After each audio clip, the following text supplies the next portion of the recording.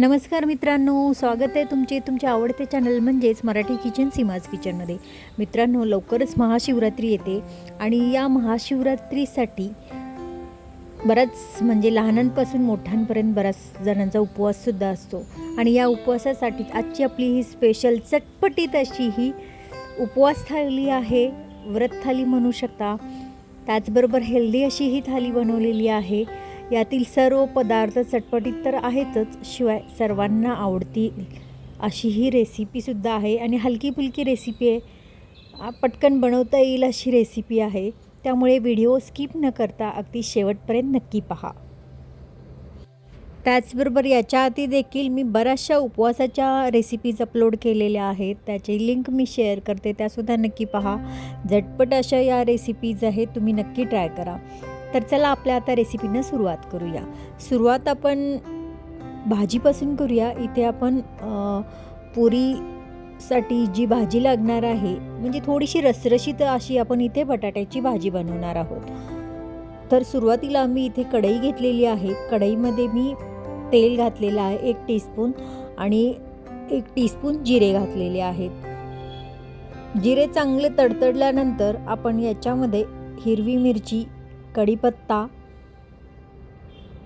मी 3 छोटे मध्यम आकाराचे बटाटे घेतलेत, उकडलेले आहेत आणि त्यासाठी मी इथे 4 हिरव्या मिरच्या वापरल्या, कढीपत्ता वापरला.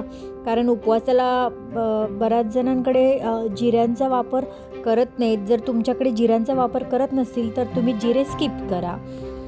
त्यानंतर मी इथे जे लाल तिखट टाकलं आहे ते फक्त मिरची पूड आहे आणि कलरसाठी टाकलेलं आहे.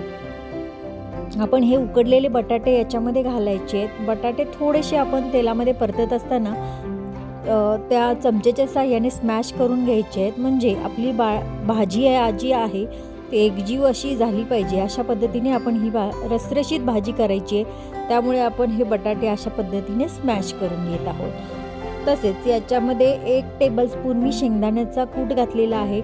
भाजलेले शेंगदाणे आहेत त्याचा कूट घातलेला आहे. चवीनुसार याच्यामध्ये आपण मीठ घालून घेऊया आणि थोडंसं पाणी घालूया, म्हणजे ही भाजी रसरशीत चांगली अशी पुरीसोबत खायला. जास्त ड्राय भाजीसुद्धा चांगली वाटत नाही, त्यामुळे आपण ही अशा पद्धतीची थोडीशी ओलसर अशी भाजी तयार केलेली आहे.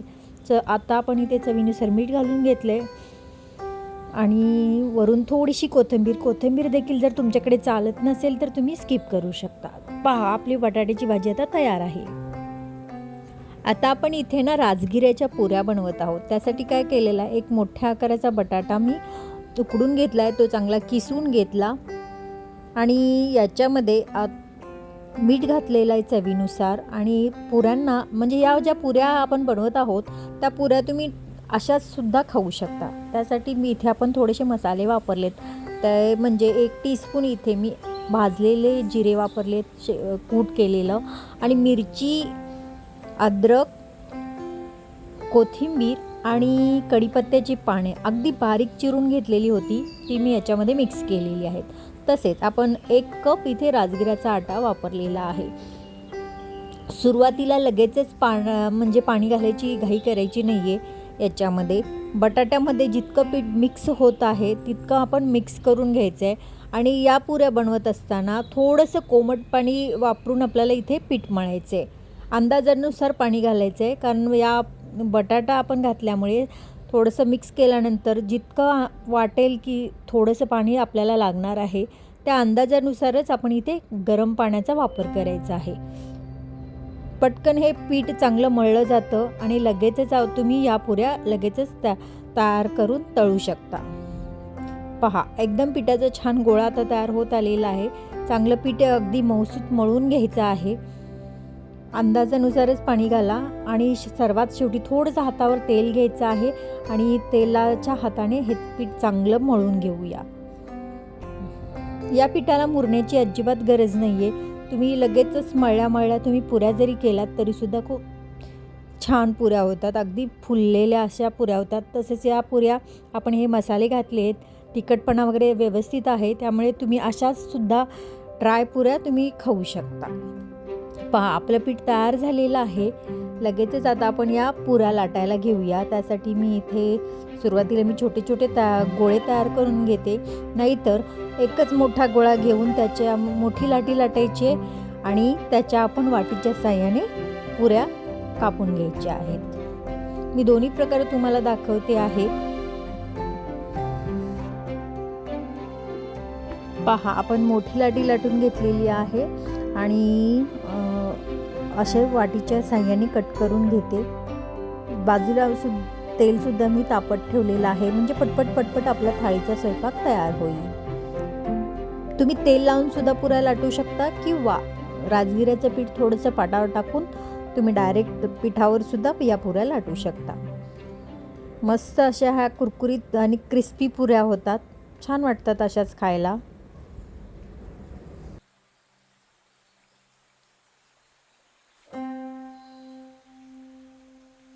पहा आपल्या पुऱ्या तयार आहेत आणि तेलसुद्धा गरम करायला आधीच ठेवलं असल्यामुळे तापलेलं आहे. आता एक एक करत या सर्व पुऱ्या आपण तळून घेऊया. चांगल्या खरपूस तळून घ्यायच्या. दोन्ही साईडने अगदी उलट सुलट करत आपण व्यवस्थित या खरपूस पुऱ्या तळून घेऊया. पुऱ्या तर आता तळून होत आहेत. तर मित्रांनो अजून एक सांगायचं होतं ते म्हणजे तुम्ही माझ्या चॅनलवर जर तुम्ही नवीन असाल तर चॅनलला सबस्क्राईब करायला विसरू नका, कारण मी अशाच प्रकारच्या नवनवीन अशा रेसिपीज घेऊन येत असते, त्या तुम्हाला पाहायला मिळतील. आता आपल्या पुऱ्या रेडी झाले. त्यानंतर आपण लगेचच एकदम झटपट जो साबुदाणा असतो त्याची खिचडी करणार आहोत. त्यासाठी साबुदाणा मी आधीच भिजवून ठेवला होता, म्हणजे त्यासाठी काय जास्त वेळ भिजवायची गरज नाही. फक्त साबुदाणा धुवून किंचित वर पाणी 10 ते 15 मिनिट असंच ठेवून द्या. साबुदाणा खूप छानरित्या भिजला जातो. आता आपण कढईमध्ये तेल घालून घेतलं. तेलामध्ये थोडेसे जिरे घातले. जिरे तडतडल्यानंतर कढीपत्ता आणि हिरव्या मिरच्या. तुमच्या खिचडीच्या अंदाजानुसार तुम्ही मिरच्यांचा कमी जास्त वापर करू शकता. कढीपत्ता घातल्याने खिचडीला टेस्ट खूप छान येते. त्यानंतर इथे मी उकडलेला बटाटा घातलेला आहे. बटाटा घातल्यामुळे खिचडीमध्ये एक वेगळीच टेस्ट येते, म्हणजे मध्ये मध्ये दाताखाली हे उकडलेले बटाटे मस्त परतले जातात तेलामध्ये. ते थोडेसे क्रिस्पी लागतात, त्यामुळे चव छान येते. तुम्हीसुद्धा जर खिचडी बनवत असाल तर अशा प्रकारचा बटाटा उकडून नक्कीच घाल. शिवाय शेंगदाणेसुद्धा याच्यामध्ये घातलेले खूप छान लागतात. आता मस्त बटाटा आपला म्हणजे झालेला आहे फ्राय. त्याच्यामध्येच आपण शेंगदाण्याचे कूट घालून घेतलं. तसेच 1 टेबलस्पून मी साखर घातली आणि चवीनुसार मीठ घालून घेतलं.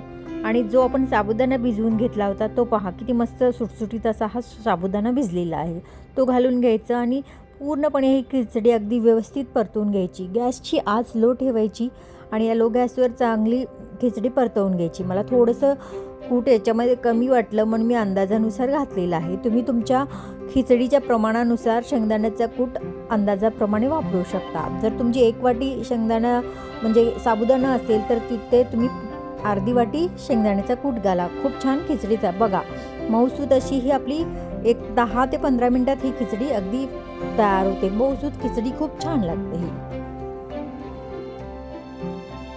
खिचडी परतून झाल्यानंतर झाकण ठेवून 5 मिनटं असंच ठेवून द्या. मस्त मऊसूत अशी ही खिचडी तयार झालेली आहे.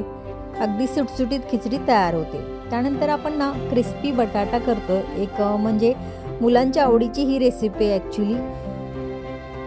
आणि इथे मी एक उकडलेला बटाटा घेतला, म्हणजे जास्त उकडायचा नाही आहे, थोडासा असा किंचित रफ एक 80% बटाटा हा उकडून घेतलेला आहे मी. त्याचे असे लांबट आकाराचे काप करून घ्यायचे. मसालेदार क्रिस्पी बटाटा हा खाण्यासाठी असंच जरी तुम्ही गोड दही त्याच्यासोबत खाल्लत ना खूप टेस्टी लागतो हा बटाटा. मुलांच्या आवडीचं आहे ही रेसिपी, मस्त आहे. तुम्हीसुद्धा ट्राय करा. पहा मी असे हे लांबट काप करून घेतले. आता हे बटाटे जे आपण कापून घेतले ते तेलामध्ये चांगले अगदी गोल्डन ब्राऊन कलर येईपर्यंत आपल्याला तळून घ्यायचे आहे. आता तेल तापत आहे तोपर्यंत पहा तेल तापलं आणि लगेचच आपण या तेलामध्ये हे एक एक करत बटाटे टाकून घेऊया आणि गॅसची आच मिडियम ठेवून हे मिडियम आचेवर आपण अगदी गोल्डन ब्राऊन कलर येईपर्यंत थोडंसं हे बटाटा क्रिस्पी होईपर्यंत आपण हा चांगला या तेलामध्ये तळून घ्यायचा आहे.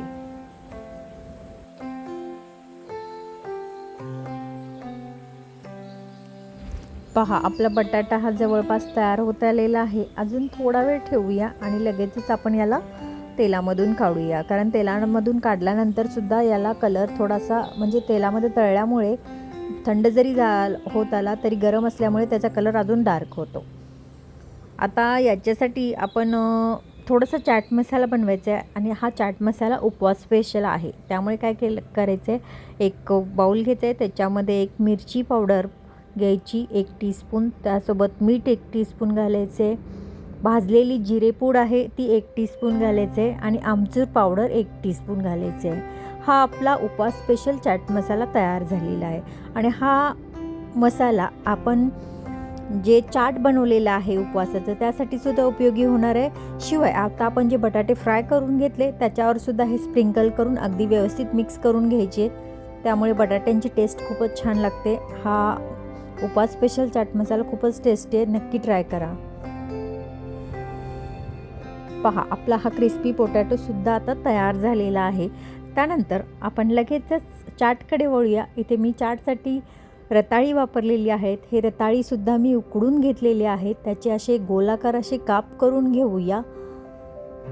तुम्ही तुमच्या अंदाजानुसार म्हणजे तुम्हाला आवडीनुसार तुम्ही रताळ्याचे काप करू शकता. मी इथे छोटी रताळे त्यामुळे गोल गोल असे हे कापून घेतलेले आहेत. आणि थोडंसं पॅन घेतलेलं आहे आणि पॅनमध्ये 1 टीस्पून आपण तूप घातलेलं आहे. आणि या तुपावर हे जे रताळी आहेत आपण काप करून घेतलेले ते अगदी व्यवस्थित पसरवून ठेवायचे आणि थोडेसे म्हणजे टॉस्ट करून घ्यायचे, असं तुपामध्ये थोडेसे परतवून घ्यायचे, म्हणजे एक थोडंसं याला क्रिस्पीपणा येतो, त्यामुळे हे चाट खूप चवीला टेस्टी लागतं. आता हे आपले टॉस करून रताळी झालेले थोडा वेळ थंड करून घेऊया आणि लगेचच आपण चाट करायला घेऊया. त्यासाठी मी इथे एक प्लेट घेतली. या प्लेटमध्ये आपण हे तुपामध्ये भाजलेली रताळी ठेवायची आहेत सर्व सुरुवातीला पहिल्यांदा.